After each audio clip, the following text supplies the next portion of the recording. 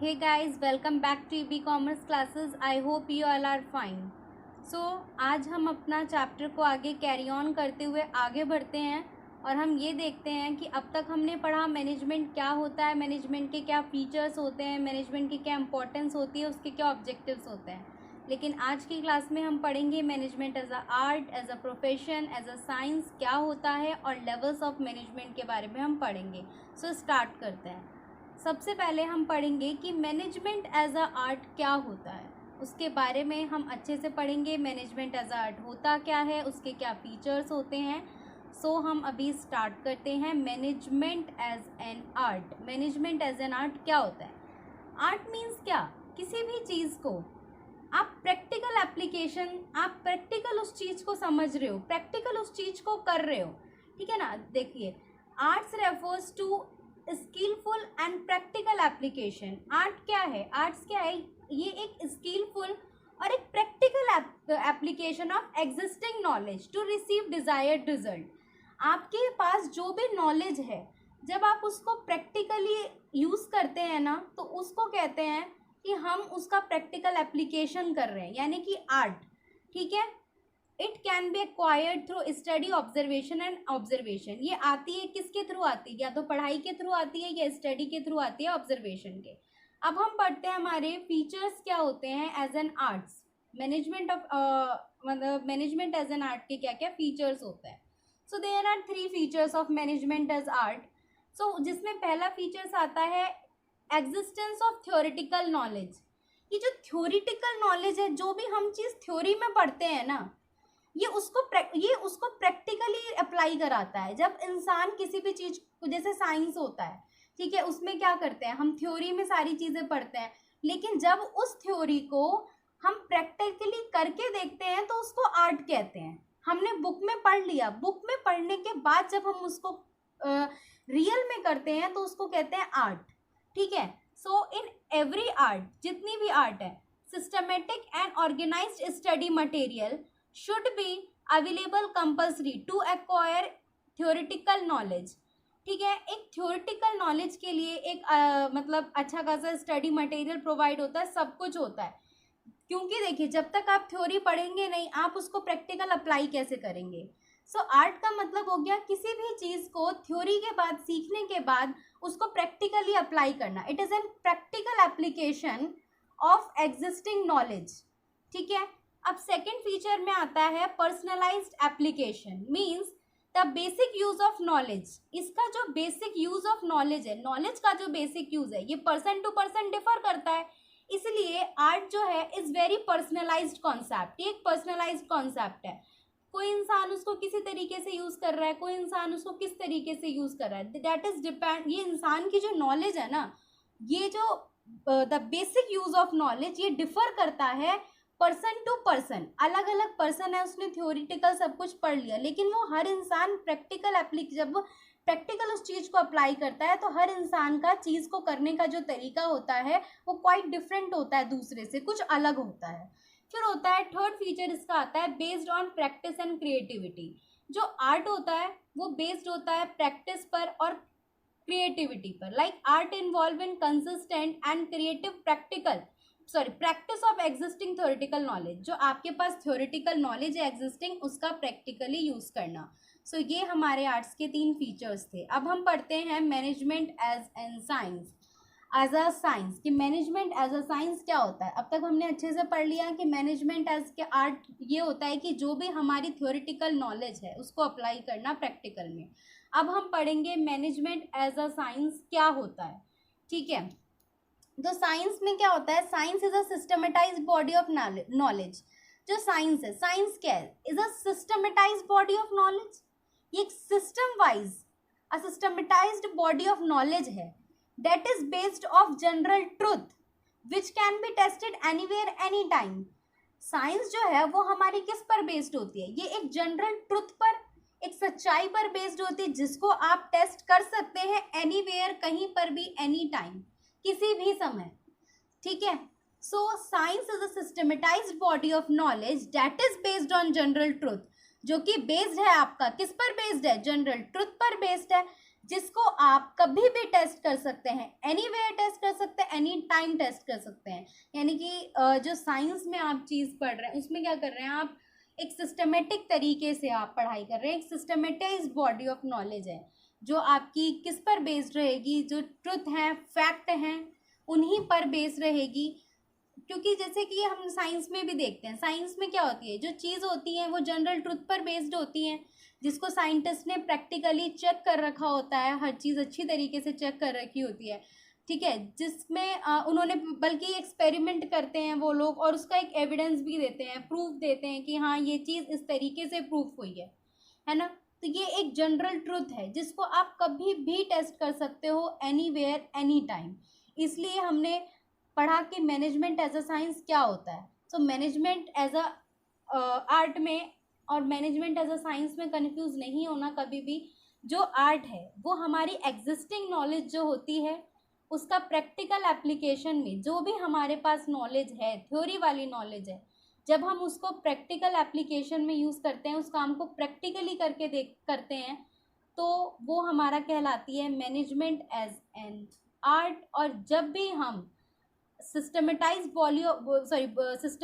Body of knowledge जो कि based होती है जनरल ट्रुथ पर, जिसको हम कभी भी टेस्ट कर सकते हैं, उसको कहते हैं मैनेजमेंट एज साइंस। अब फीचर्स ऑफ साइंस क्या होते हैं? फीचर्स ऑफ साइंस में पहला फीचर है systematised body of knowledge. First मैंने बताया था कि ये सिस्टमेटाइज्ड बॉडी ऑफ नॉलेज है, ठीक है। Science has a systematized body of knowledge. ये एक सिस्टमेटाइज्ड बॉडी ऑफ नॉलेज है जो कि किस पे बेस्ड है? प्रिंसिपल्स पर और एक्सपेरिमेंट पर। मैंने कहा था साइंटिस्ट जो होते हैं, आपने देखा होगा, वो लोग क्या करते हैं, एक्सपेरिमेंट करते हैं, उसके बाद हमको बताते हैं कि ये हुआ, ऐसे हुआ। थ्योरी होती है बुक्स के अंदर, एक्सपेरिमेंट्स लिखे हुए होते हैं, तो वो क्या, इसलिए तो कहते हैं दिस इज अ सिस्टमेटाइज। ये जो पूरी जो इसकी स्टडी होती है that is a systematized body of knowledge, जो कि किस पर बेस्ड होती है? प्रिंसिपल पर बेस्ड होती है, आपके एक्सपेरिमेंट्स पर बेस्ड होती है। सेकेंड आता है principles based on experiments and observations. जितने भी प्रिंसिपल्स होते हैं, उन मतलब जितने भी सिद्धांत होते हैं, वो किसके ऊपर बेस्ड होते हैं? जब तक वो लोग एक्सपेरिमेंट नहीं करेंगे या जब तक एक्सपेरिमेंट नहीं होगा, हम प्रिंसिपल्स के बारे में बता सकते हैं? नहीं। सो जो प्रिंसिपल होते हैं वो किस पे बेस्ड होते हैं? एक्सपेरिमेंट पर और उनकी ऑब्जर्वेशंस पर। Scientific principles are developed. जितने भी साइंटिफिक प्रिंसिपल्स हुए वो डेवलप होते हैं, किसके थ्रू होते हैं? एक्सपेरिमेंट्स के थ्रू होते हैं या फिर ऑब्जर्वेशंस के थ्रू होते हैं, ठीक है। इसके बाद थर्ड आता है हमारा यूनिवर्सल वैलिडिटी। थर्ड फीचर है फीचर्स ऑफ साइंस का यूनिवर्सल वैलिडिटी, यानी कि scientific principles have universal validity and application.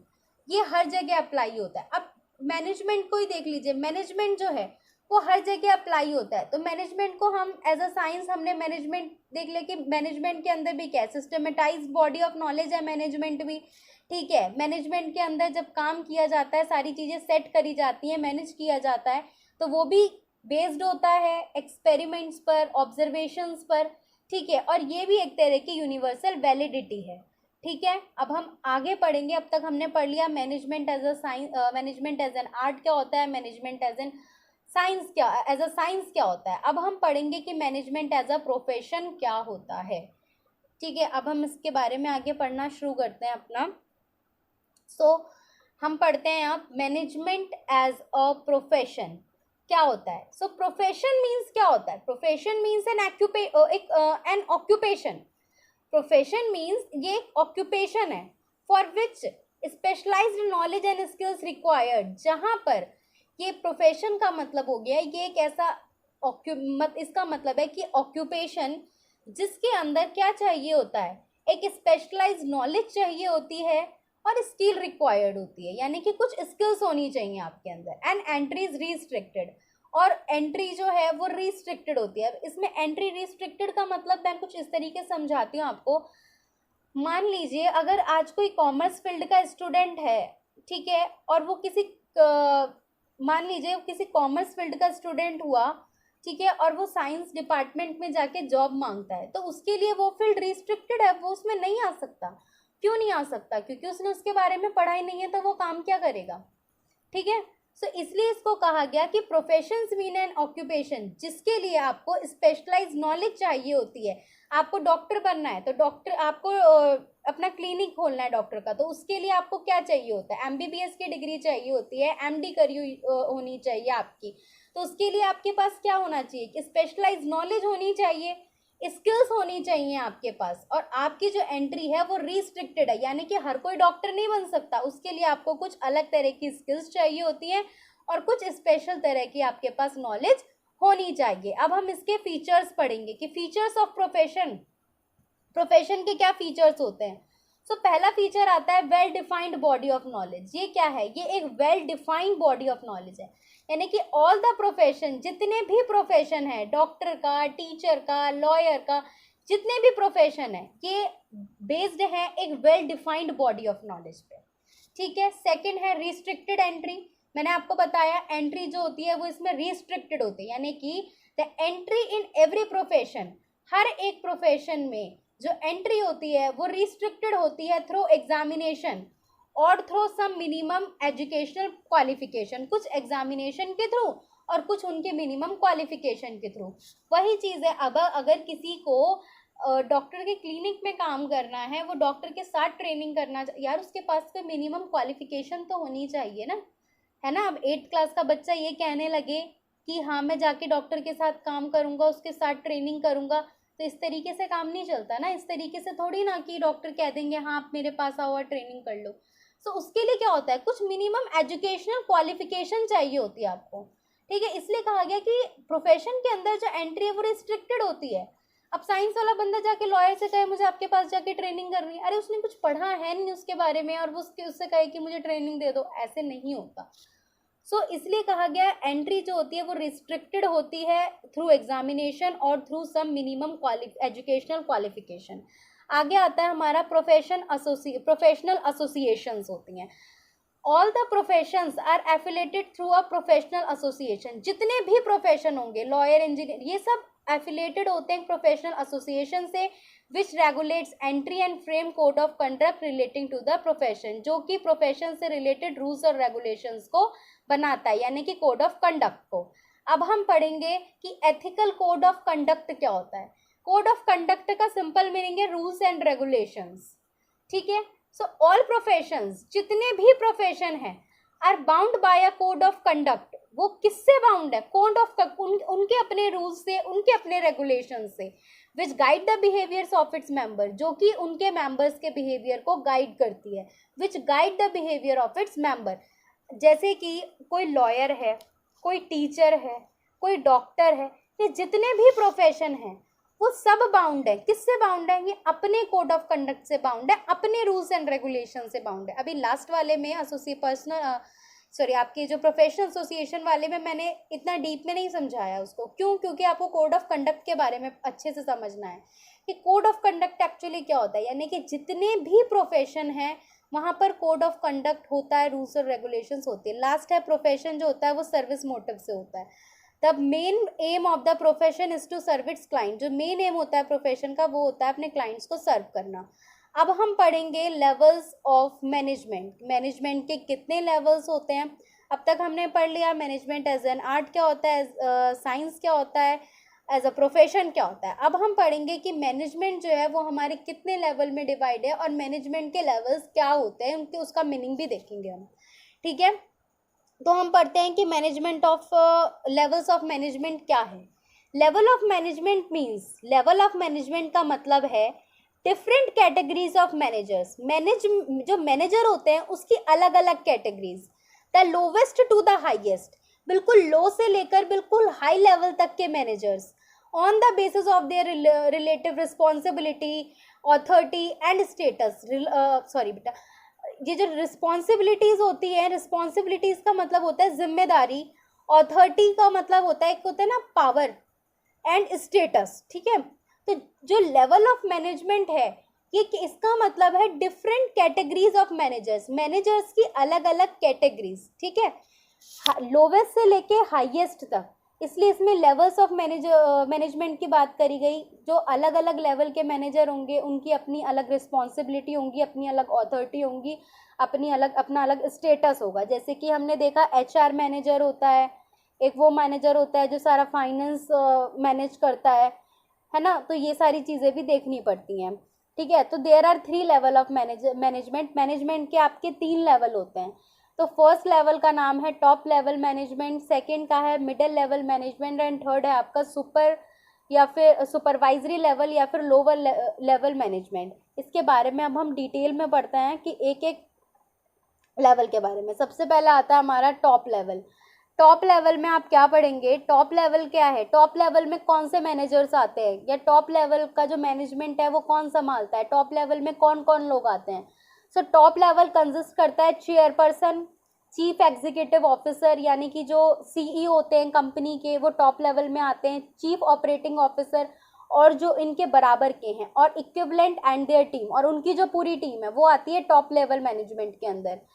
Chief task, इसका जो काम होता है वो होता है to integrate and to coordinate the various activity, जितनी भी एक्टिविटी हैं, ठीक है, उनको इंटीग्रेट करना और कोऑर्डिनेट करना, ठीक है, और पॉलिसीज फ्रेम करना। क्या काम होता है इनका, पॉलिसीज को फ्रेम करना और फॉर्मुलेट करना, ऑर्गेनाइजेशनल गोल्स को, जितने भी ऑर्गेनाइजेशनल गोल्स हैं उनको फॉर्मुलेट करना। जो लोग टॉप लेवल मैनेजमेंट में बैठते हैं CEO वगैरह, वो क्या करते हैं, वो लोग अपनी पॉलिसीज फ्रेम करके दे देते हैं कि हमारे इस तरीके से काम होगा, सारी पॉलिसीज बना देते हैं। और फॉर्मुलेटिंग, एंड उनका काम क्या होता है, फॉर्मुलेटिंग ऑर्गेनाइजेशनल गोल्स को, उनकी स्ट्रैटेजीज को, ठीक है। तो CEO के हिसाब से काम चलता है ना उसके अंदर। तो हमारा जो हमारा टॉप लेवल जो होता है उसके अंदर कौन कौन आता है, चेयरपर्सन आते हैं, CEO आते हैं, चीफ एग्जीक्यूटिव ऑफिसर आते हैं, चीफ ऑपरेटिंग ऑफिसर आते हैं, और जो उनके बराबर के हैं, और इक्विवेलेंट एंड देयर टीम, और जो भी उनकी टीम के लोग हैं वो आते हैं। इनका मेन काम क्या होता है, इंटीग्रेट करना और कोऑर्डिनेट करना बहुत सारी वेरियस एक्टिविटीज़ के साथ बिजनेस की। और इनका काम क्या होता है, जितनी भी पॉलिसीज़ हैं उसको फ्रेम करना इनका काम होता है, और फॉर्मुलेट करना ऑर्गेनाइजेशनल गोल्स को, ठीक है। तो लेवल्स ऑफ मैनेजमेंट के अंदर अभी हमने सबसे पहले पढ़ा कि जो टॉप लेवल मैनेजमेंट होता है क्या होता है, उसके अंदर कौन कौन से लोग आते हैं, जैसे कि CEO हो गया। CFO के बारे में भी आपने सुना होगा, chief financial officer. Chief financial officers वो होते हैं जो पूरा फाइनेंस वर्क देखते हैं, ठीक है। जिस तरीके से CEO होता है ना, चीफ एग्जीक्यूटिव ऑफिसर, ठीक है, वो होते हैं CEO। इसी तरीके से होते हैं कंपनी के अंदर CFO भी होते हैं। तो कंफ्यूज मत होना, वो भी हमारे टॉप लेवल मैनेजमेंट में ही आते हैं। इसलिए मैंने आपको बताया, कभी CFO लिखा आए तो कंफ्यूज नहीं होना, वो भी हमारे जो होते हैं CFO हो गए, CEO हो गए, चेयरपर्सन हो गए, टॉप लेवल पे आते हैं। अब हम पढ़ेंगे हमारा मिडिल लेवल क्या होता है, मिडिल लेवल में कौन कौन आता है। इसके अंदर आते हैं, it consist of divisional and department heads. इसके अंदर जैसे डिपार्टमेंट्स के हेड होते हैं ना, जैसे कि सेल्स डिपार्टमेंट है उसका एक हेड है, प्रोडक्शन डिपार्टमेंट है उसका एक हेड है। इस तरीके से इसके अंदर जो मिडिल लेवल में आते हैं वो आते हैं consist of divisional and department heads and operations manager, जो काम को देखते हैं कि ऑफिस के अंदर, पूरी कंपनी के अंदर किस तरीके से काम हो रहा है। इनका जो मेन टास्क होता है, इनका टास्क होता है कि जो हमारा टॉप लेवल मैनेजमेंट है उन्होंने जो पॉलिसीज बनाई हैं हम उनको क्या करें, इंटरप्रेट करें। Main task are to interpret the policy. इनका मेन टास्क होता है इंटरप्रेट करना पॉलिसीज को of the top management, top management की पॉलिसीज को इंटरप्रेट करना, to ensure the availability of resources की अवेलेबिलिटी को इंश्योर करके, टू इम्प्लीमेंट पॉलिसीज की कोई भी रिसोर्सेज कम तो नहीं पड़ रहा, जितनी भी पॉलिसीज बनाई गई हैं उसको अच्छी तरीके से इम्प्लीमेंट करने के लिए कोई रिसोर्सेज तो कम नहीं पड़ रहा, सारी चीज़ें सही तरीके से हैं या नहीं है, ये वो चीज़ इंश्योर करते हैं और कोऑर्डिनेट करते हैं सारी बिजनेस एक्टिविटीज़ के अंदर, ठीक है। तो मिडिल लेवल मैनेजमेंट में क्या हो गया, इसके अंदर आ गए हमारे divisional and department heads and operations manager. इनका मेन काम क्या होता है, जो भी टॉप लेवल में बैठा है, CEO बैठे, CFO बैठे, उन्होंने जो भी पॉलिसीज फ्रेम करके दी हैं उनको इंटरप्रेट करना इनका काम होता है। कैसे, to ensure the availability of resources, ensure करके कि जो रिसोर्सेज है उनकी अवेलेबिलिटी है टू इम्प्लीमेंट द पॉलिसीज को इम्प्लीमेंट करने के लिए। हमने टॉप लेवल पढ़ लिया, टॉप लेवल में कौन आते हैं, मिडिल लेवल पढ़ लिया कि मिडिल लेवल में कौन आते हैं। अब हम पढ़ेंगे कि हमारा लोअर और सुपरवाइजरी लेवल में कौन कौन आते हैं। So consist of foreman and supervisor etcetera. जो हमारा लोअर लेवल मैनेजमेंट होता है, बिल्कुल लोअर लेवल या सुपरवाइजरी लेवल पर आते हैं हमारे फोरमैन या फिर सुपरवाइजर आते हैं। आपने कई जगह सुना होगा कि वो सुपरवाइजर का काम कर रहा है, तो वो जो सुपरवाइजर जो होता है वो आपका लोअर लेवल में आता है। इनका मेन काम क्या होता है, टू एंश्योर एक्चुअल इम्प्लीमेंटेशन। जो एक्चुअल इम्प्लीमेंटेशन हो रहा है पॉलिसीज का, ये उनको देखते हैं एज पर द डायरेक्शन के हिसाब से, and maintain discipline among the partners. जितने भी पार्टनर्स हैं उनके बीच में डिसिप्लिन को भी मेंटेन करते हैं, और जितने भी लोग हैं उनके बीच में भी ये देखते हैं कि आपस में किसी चीज़ को लेकर या किसी बात को लेकर कोई आर्ग्यूमेंट तो नहीं है या किसी भी तरह की कोई प्रॉब्लम तो नहीं है। तो जो लोअर लेवल के जो या फिर जो सुपरवाइजर होते हैं वो एक क्या काम होता है उनका, एक तो वो डिसिप्लिन मेंटेन करके रखते हैं, दूसरा उनका काम क्या होता है कि वो एक्चुअल इम्प्लीमेंटेशन कराते हैं पॉलिसीज का एज पर डायरेक्शन। जैसे देखिए कुछ इस तरीके से समझिए कि टॉप लेवल है, टॉप लेवल ने क्या किया, टॉप लेवल ने अपनी पॉलिसीज फ्रेम करी, ठीक है, और उन्होंने बता दिया कि आप जो मिडिल लेवल को बता दिया कि आपको अपने अपने डिपार्टमेंट के अंदर ये सब पॉलिसीज इस तरीके से लगवानी है। तो अब जो मिडिल लेवल वाले हैं वो ये देखते हैं कि किसी तरह की कोई कमी तो नहीं है, सारे रिसोर्सेज अवेलेबल हैं इन पॉलिसीज को लगवाने के लिए, जितना जो भी पॉलिसीज बनी है इसको इम्प्लीमेंट करने के लिए कोई रिसोर्सेज कम तो नहीं है। अब जो लोअर लेवल होता है ना, जो सुपरवाइजर होता है, वो क्या करता है, वो एक्चुअल में इम्प्लीमेंटेशन करता है वो एक्चुअल इम्प्लीमेंटेशन करता है उन पॉलिसीज का एज पर डायरेक्शन, जो उसे डायरेक्शन मिलती है अपने मिडिल लेवल वाले से, ठीक है, और ये मेंटेन करके रखता है डिसिप्लिन को पार्टनर्स के बीच में। ठीक है, आज के लिए बस इतना ही। आगे का चैप्टर है और आगे के जो लास्ट टॉपिक्स बचे हैं वो हम अपनी नेक्स्ट वीडियो में कवर अप कर लेंगे। Okay, thank you, have a nice day.